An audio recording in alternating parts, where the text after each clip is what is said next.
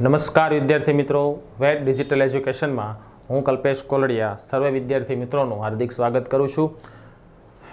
વિદ્યાર્થી મિત્રો, આજે આપણે આ વિડિયો લેક્ચરની અંદર નવા અભ્યાસક્રમ મુજબ ધોરણ 9 વિષય ગણિત ચેપ્ટર નંબર 9 વર્તુળ એની અંદર સ્વાધ્યાય 9.2 ની અંદરના દાખલાનો અભ્યાસ આપણે કરીશું. તો એની અંદર દાખલા પણ છે, સાબિતીઓ પણ છે, બધું મિક્સની અંદર છે, બરાબર. તો જે વિદ્યાર્થી મિત્રો નવા છે તે આપણી ચેનલ લાઇક કરે, શેર કરે અને સબસ્ક્રાઈબ કરે તથા આગળના વિડીયોની અંદર આપણે તમામ 1 બાય 1 પ્રમેય આપણે સાબિત કરી લીધા છે, તો એનો જ ઉપયોગ આની સાબિતી કે આના દાખલાની અંદર થવાનો છે. તો ખાસ જે વિદ્યાર્થી મિત્રો નવા છે તે ચેનલ લાઇક કરો, પોતાના ગ્રુપની અંદર શેર કરો અને સબસ્ક્રાઈબ કરો. તો ચાલો શરૂ કરીએ. 9.2 સ્વાધ્યાયની અંદર પહેલો પ્રશ્ન એવો આપેલો છે વિદ્યાર્થી મિત્રો, 5 સેમી અને 3 સેમી ત્રિજ્યાવાળા બે વર્તુળો બે બિંદુમાં છેદે છે, તેમના કેન્દ્ર વચ્ચેનું અંતર 4 સેમી છે. વિદ્યાર્થી મિત્રો, તમને આકૃતિ દોરવામાં તકલીફ પડશે એટલે હું તમને શીખવાડું પ્રમાણે દોરજો. પહેલાં તમારે દોરવાનો છે 4 સેન્ટીમીટર લંબાઈનો રેખાખંડ. કેટલો દોરવાનો? 4 સેન્ટીમીટર લંબાઈનો રેખાખંડ, બરાબર. એમાં અંદર આપણે જે 4 સેન્ટીમીટર લંબાઈનો જે રેખાખંડ દોરીએ છીએ, બરાબર, એમાં બે વર્તુળ છે. એકને તમારે કેન્દ્ર આપી દેવાનું છે, બરાબર. એકને તમે કેન્દ્ર આપી દો, એક અહીંયા કેન્દ્ર આપો ને એક અહીંયા કેન્દ્ર આપો, બરાબર. આને કેન્દ્ર એ કહી દેવાનું અને બીજું જે પોઈન્ટ છે એને કેન્દ્ર કેટલું કહી દેવાનું? B કહી દેવાનું, બરાબર. આ કેન્દ્ર A અને આ કેન્દ્ર B. આ બે વચ્ચેનું અંતર કેટલું છે યાદ રાખજો, 4 સેન્ટીમીટરનું છે, બરાબર. તો સામાન્ય જીવાની લંબાઈ શોધવાની છે. તો એક કામ કરીએ કે તમારે એને કેન્દ્ર રાખી અને 5 સેન્ટીમીટર ત્રિજ્યાનું માપીને જ દોરવાનું. શું કરવાનું છે બાળકો? માપીને જ દોરવાનું છે, બરાબર, જેથી કરીને પરફેક્શનમાં આવશે તમારી આકૃતિ, બરાબર. ખાસ યાદ રાખજો, માપીને દોરશો એટલે કમ્પ્લીટ આકૃતિ આવશે. આ સમજો કે આ 5 સેમી છે, રેડી, અને આ આપણે દોરીએ એ સમજો કે 3 સેમી છે, બરાબર. ચાલો બે સ્પર્શ એ રીતે દોરવા છે ને પાછી આપણે. હા, એક કામ કરીએ, આપણે હેન્ડલ જ દોરીએ આને, બરાબર. આ 5 સેમીનું થયું, થોડુંક નાનું છે, જે 5 સેમીનું મોટું હોય આના કરતાં, બરાબર. સમજો કે હા, કમસે કમ મોટું તો હોય જ, 5 સેમીનું વર્તુળ હોય એટલે, રેડી. પરિકરની મદદથી દોરશો એટલે તમને આઈડિયા આવી જશે. અને આપણે એવું જ એક દોરીએ 4 સેમીનું. કેવું? કેટલા સેમીનું દોરીએ? 4 સેમીનું. તો બેના વચ્ચેની સામાન્ય જીવા, તો બેમાં આવતી એવી જીવા છે, તો વર્તુળ જે બિંદુએ છેદે છે ને એ બિંદુ જોઈન્ટ કરી દો એટલે એની શું થશે? સામાન્ય જીવા થશે. અને આપણે ત્યાં નામ આપી દઈએ સામાન્ય જીવા CD. ક્લિયર? પછી આ જોઈન્ટ કરો એટલે આ ત્રિજ્યા છે, એવી રીતે આ જોઈન્ટ કરો એટલે આ પણ શું થશે? વર્તુળની ત્રિજ્યા. હવે આપણને ખબર છે કે વિદ્યાર્થી મિત્રો AB બરાબર 4 સેમી છે. કેટલા છે? 4 સેમી, બરાબર. તો એની સામાન્ય જીવા જ્યાં બે વર્તુળના કેન્દ્ર અને રેખાખંડ છે એને અડે છે, ત્યાં આપણે બિંદુ P કહી દઈએ, રેડી. તો હવે ધારી લ્યો, ધારો કે AP બરાબર હું X લઉં તો PB બરાબર કેટલા મળે વિદ્યાર્થી મિત્રો? તો કે 4 - x મળે ને. આ x ધારું તો આ 4 - x હોય, કારણ કે 4માંથી કાઢવાના છે. ટોટલી કેટલું અંતર છે? 4 છે. હવે કેન્દ્રમાંથી પસાર થતો રેખાખંડ છે જે જીવાને શું કરે? કાટખૂણે દુભાગે. તો આ બાજુનો કાટખૂણો થઈ ગયો આપણી પાસે. જો આ માપ આપણી પાસે કેટલું છે? તો કે આ 5 છે. એ બી આપણે ધારી લીધું કેટલું છે? x, એટલે આપણને CP મળે. એવી જ રીતે સામેમાં જઈએ તો આ માપ કેટલું છે? 3 છે. આ કેટલું છે? 4 - x. 4માંથી એને કાઢી નાખવાનું છે, P થી B સુધીનું અંતર, એટલે તમને ન્યાય CP મળશે. તો બંનેના કાટકોણ ત્રિકોણની અંદર CP² સરખાવવાનો છે, બરાબર. એટલે કે કાટકોણ ત્રિકોણ APC તથા ત્રિકોણ BPCમાં ખૂણો P બરાબર કેટલો છે બાળકો? 90 સેન્ટીમીટર. બેનેના PC² એટલે કે CP² સરખાવી દઈએ. ખ્યાલ આવે છે? બરાબર. એટલે આ જે APC નામનો જે ત્રિકોણ છે એની અંદર આ રીતનું બનશે. જો કર્ણનો વર્ગ એટલે AC નો વર્ગ થાય એટલે CP², બરાબર. CP² plus x² is equal two 5², બરાબર. આ પહેલું સમીકરણ બને. અને એવી રીતે આમાં આવી એટલે 3 CP² પ્લસ 4 માઇનસ એક્સનો સ્ક્વેર ઇઝ ઇક્વલ ટુ 3નો સ્ક્વેર. એટલે આ રીતના બે સમીકરણ બનશે. રેડી? હવે બંનેની અંદર શું કરીએ આપણે? આને ફેરવી દઈએ કે ભાઈ આને અંદર આપણે CPને કરતાં બનાવીએ એટલે એક્સ સ્ક્વેર સામે જશે. બરાબર? એટલે આવું થશે CP સ્ક્વેર બરાબર 5નો વર્ગ 25 માઇનસ એક્સનો સ્ક્વેર. અને અહીંયા શું થશે? CP સ્ક્વેર બરાબર 3નો વર્ગ 9 માઇનસ 4 માઇનસ એક્સનો સ્ક્વેર. તો આનો પહેલાં વર્ગ આપણે છૂટો પાડી દઈએ. 9 માઇનસ 16, અહીંયા આગળ માઇનસ નિશાની છે. બરાબર? માઇનસ નિત્ય સમથી 4 દુ 8x પ્લસ એક્સનો સ્ક્વેર. હવે કાઉન્સ છોડીએ એટલે આ માઇનસ, આ પ્લસ, આ માઇનસ. રેડી? 9માંથી 16 બાદ કરી દઈએ. 8x ને સોરી 8x માઇનસ x થશે ને. સો આ એક્સ સ્ક્વેર છે. સોરી, હા. તો 8x એમનમ માઇનસ એક્સનો સ્ક્વેર એમનમ. 9માંથી 16 કાઢી નાખો એટલે માઇનસ 7. હવે બંનેના CP સ્ક્વેર સરખાવી શકાય કે ન સરખાવી શકાય? જુઓ. બરાબર? એટલે આ CP સ્ક્વેર જે છે 25 માઇનસ એક્સનો square is equal to 8x minus એક્સનો સ્ક્વેર માઇનસ 7. જો બે માઇનસમાં છે એટલે ઉડી જશે. રેડી? આ 7 આ બાજુ લઈ લો. 25 વત્તા 7 બરાબર 8x. 25 ને 7 32. 8x 32 ડિવાઈડ 8 એટલે x બરાબર તમને કેટલા મળે છે વિદ્યાર્થી મિત્રો? 8 ચોકું ને 32. એટલે તમને x 8 મળી ગયા. સોરી, x 4 મળી ગયા.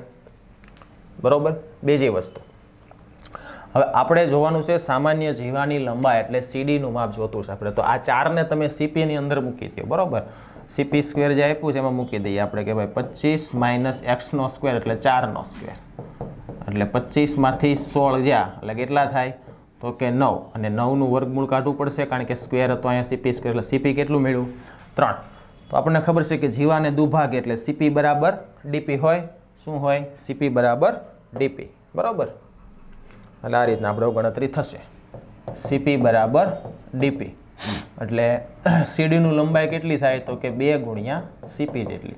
અને CP કેટલું મળે છે? તો કે 3. એટલે સામાન્ય જીવાની લંબાઈ કેટલી આવશે વિદ્યાર્થી મિત્રો? 6 સેમી આવશે. કેટલી આવશે સામાન્ય જીવાની લંબાઈ? 6 સેમી. ક્લિયર? ચાલો નેક્સ્ટ દાખલા નંબર 2 જોઈએ. જો વર્તુળની બે સમાન જીવાઓ, ઓકે ચાલો વર્તુળ બનાવીએ. સાબિતીનો દાખલો છે વિદ્યાર્થી મિત્રો. બરાબર? ચાલો, વર્તુળની બે સમાન જીવાઓ વર્તુળની અંદર છેદે. બે જીવા એવી રીતે આપણે વિદ્યાર્થી મિત્રો ડ્રો કરીશું કે જે એકબીજાને છેદતી હોય. બરાબર? આ રીતે. ક્લિયર? ચાલો, વર્તુળનું કેન્દ્ર આપણે આપી દઈએ કે ભાઈ O નામનું વર્તુળનું કેન્દ્ર છે. તો બંને જીવા પર કપાતા અનુરૂપ ભાગ સમાન છે એમ સાબિત કરવાનું છે. ઓકે ચાલો, કોઈ વાંધો નહીં. ચાલો, AB નામની જીવા અને CD. તો પહેલી વસ્તુ તે સમાન જીવા કીધી એટલે AB બરાબર CD થાય. આ તો આપણને કહી દીધું વર્તુળની સમાન જીવાઓ. હવે શું કરીશું કે કેન્દ્રને જે બિંદુએ છેદે છે તો કે અહીંયા આ બિંદુને આપણે E કહી દઈએ. શું કહી દઈએ? E. બરાબર? અથવા તો કોઈ બીજું કંઈક નામ વિચારી લો. ચાલો, ABCD છે ને, આ બિંદુને આપણે એવું લાગે તો Y કહી દઈએ ને, એ તો સ્મોલ દેખાશે. ચાલો, એની કરતાં P રાખી દઈએ. બરાબર? આ બિંદુ P. હવે એને તમારે કેન્દ્ર સાથે જોડી દેવાનો એટલે OP જોડાઈ ગયું. હવે કેન્દ્રમાંથી રેખાખંડ રચવાનો જે જીવા પર લંબ હોય. જીવા પર કેવો વિદ્યાર્થી મિત્રો? લંબ. આ બધું ક્યાં છે? તો કે સર એ બધું છે ને જે વિદ્યાર્થી મિત્રો નવા હશે ને એને ખ્યાલ નહીં આવે કે આ બધું સર આ બધું તમે રચો છો, આ બધા નિયમ વાપરો છો એ ક્યાં છે? તો વિદ્યાર્થી મિત્રો તમને કીધું એ પ્રમાણે કે બધું પ્રમેયની અંદર આવી ગયું છે. એટલે પ્રમેયને ખાસ તૈયારી કરી લેવી જોઈએ. નવા વિદ્યાર્થી મિત્રો છે એના માટે ખાસ. ચાલો, હવે તો બે ત્રિકોણ તમને મળે છે એટલે આપણે આ નામ આપવું પડશે ને કે OM અને ON. તો આપણે એવું લખીએ કે OM લંબ AB તથા ON લંબ CD રચાઈ ગયા. બે ત્રિકોણ મળ્યા. ક્યાં ક્યાં બે ત્રિકોણ છે? ચાલો પકડો ત્રિકોણ. તો OMP તથા બીજો ત્રિકોણ ONP. આના માટે જવું છે તો બે તો લંબ છે એટલે ખૂણો M ઇક્વલ ખૂણો N is equal two 90 degree. પછી OP ઇઝ ઇક્વલ OP એટલે કે સામાન્ય બાજુ અથવા સામાન્ય રેખાખંડ. ત્રીજો અંક શું આવી શકે? તો વિદ્યાર્થી મિત્રો જો વર્તુળની જીવાઓ સમાન હોય તો તેમનું અંતર કેન્દ્રથી પણ કેવું હોય? સમાન હોય. એટલે OM બરાબર ON. બરાબર? સમાન જીવાનું કેન્દ્રથી અંતર સમાન, બરાબર. હા, આ પ્રમેયમાં આપણે સાબિત કરી લીધેલું છે. તો જોઈએ, કાટખૂણાની સામેની બાજુ છે મને એક્ઝેક્ટ કર્ણ મળે છે અને જે સમાન છે આની અંદર ઓપી, બરાબર. એટલે કાકબા શરત મૂકવી પડશે. કઈ આવશે? કાકબા શરત પ્રમાણે બંને ત્રિકોણ કયા કયા? તો કે એક ત્રિકોણ છે OMP, એકરૂપ ત્રિકોણ ONP. તો હવે CPCT થી શું થશે વિદ્યાર્થી મિત્રો ખબર છે? MP is equal two NP. આ તમારું થયું CPCT થી. ક્લિયર? ચાલો, હવે MP જો સરખું થતું હોય તો એના જેટલું કોણ થશે? AM થશે. કોણ થશે? AM. એટલે ખરેખર જે MP છે એ કોનો ભાગ છે? તો કે 1/2 AP નો ભાગ છે. કોનો? 1/2 AP નો. અને એવી જ રીતે PN જે છે એ કોનો ભાગ છે? તો કે 1/2 CP નો ભાગ છે. રેડી? તો 1/2 ગયું એટલે શું આવશે? AP બરાબર CP. આ તમારું પહેલું પરિણામ. અને એક આપણે જાણીએ છીએ AB બરાબર CD. આ બીજું પરિણામ આપીએ. ભલે જાણીએ છીએ, આગળ લખ્યું તો. હવે સમીકરણ 2 માઇનસ સમીકરણ 1. 2 માઇનસ સમીકરણ 1.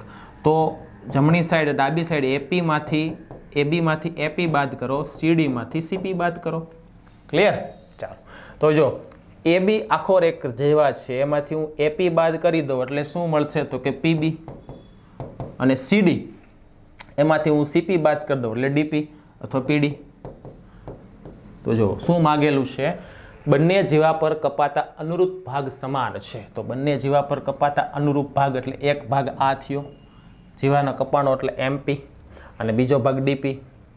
આવી ગયું સમાન, બરોબર. આ બે ભાગ સમાન અને આ બે ભાગ પણ કેવા? સમાન. એક કાકબા શરતથી સોલ્વ થશે. ક્લિયર? ચાલો, નેક્સ્ટ દાખલા નંબર 3 ઉપર જોઈએ. સેમ ટુ સેમ આકૃતિ જો એવું દેખાય છે મને. જો, બે સમાન જીવાઓ વર્તુળની અંદર છેદે. રેડી? ચાલો, તો ફરીથી આપણે એ જ આકૃતિ ડ્રો કરવાની છે. એવી રીતે બે જીવાઓ રચવાની છે જે બેના માપ સરખા છે અને અંદરના કોઈ બિંદુને છેદે છે. એટલે બંને જીવાઓ પોતે પરસ્પર અંદર એક બિંદુએ છેદે છે. રેડી? ચાલો, કેન્દ્ર આપી દઈએ વિદ્યાર્થી મિત્રો. કેન્દ્ર O, જીવા AB અને CD. ક્લિયર? ચાલો, હવે છેદે છે અહીંયા આપણે P નામ આપી દઈએ. બસ સેમ આકૃતિ દોરવાની છે. OP ને રચી દેવાના છે. પછી OM અને ON બે લંબ રચવાના છે. કોમન આકૃતિ છે. આગળના પ્રશ્નમાં જે હતી એ જ આકૃતિ અહીંયા છે.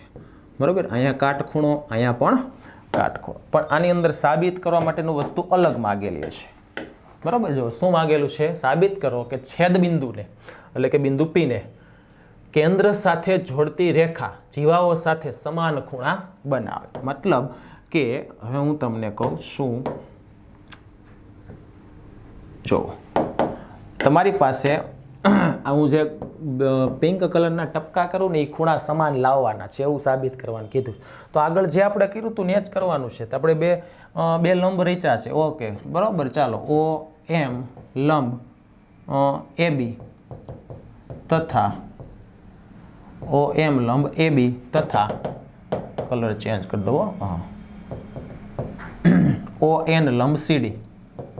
ON લંબ CD રચો.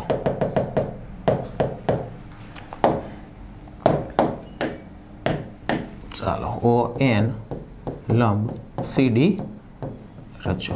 એટલે બે ત્રિકોણ મળ્યા. OMP ત્રિકોણ OMP તથા ONP.